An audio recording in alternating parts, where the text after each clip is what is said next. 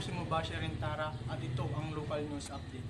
Kung noon plagiarism o pangungupya ng mga estudyante ang problema ng ilang klase, ngayon naman ang paggamit ng Artificial Intelligence or AI sa mga schoolwork ang pinangangambahan ng ilang guro sa Rafael L. Lazastin Memorial High School sa Pampanga.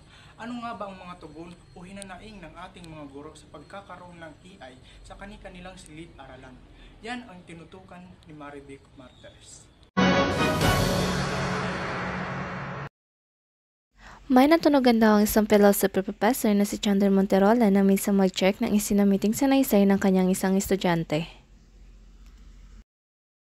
Nagdududa na ako na hindi gawa ng bata ang pinasa nitong sanaysay sa akin mula kasi sa detalye. Nagtaka rin ako kung bakit biglang gumanda ang pagkagawa niya at luminis. Ayon sa kanya, gumamit daw siya ng AI detector kung saan iningkod niya ang sinamiting sanaysay ng kanyang isang estudyante. At lumabas? Nung iningkod ko, lumabas ang ginawa ng estudyante bawat detalye at kung papaano ang pagkasulat ay nandoon tumugma lahat. Hindi man daw sa tutol si Prof sa paggamit ng AI, pero paglabis daw ang pag-asa ng mga estudyante dito, tugon niya. Wala na silang matutunan sa paggamit ng AI lalo ng pag-isip nila at mga bagay na nakadiin sa kanila. Pero dahil sa mabilisang pag-usad ng teknolohiya, paniwala ng ilan, actually, this is about technology and innovation, no? And probably one of the latest innovations so far. No?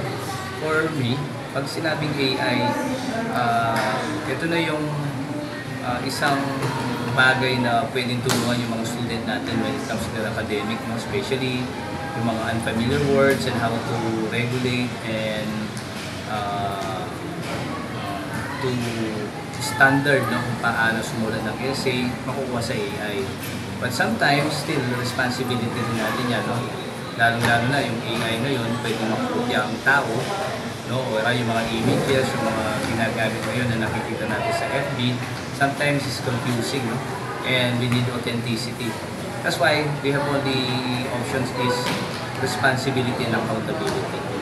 So, para sa akin, at present, academically, yes, may advantage, but perhaps when it comes to other matters na lalo na yung medyo yung privacy ng tao na gagamit na rin ng tao rin na paggamit ng application ng AI. So that's all. Napapanahon na po ba talagang gamitin yung AI? Oo naman, actually late na tayo sa Pilipinas sa paggamit ng AI. At kailangan ginagamit yan.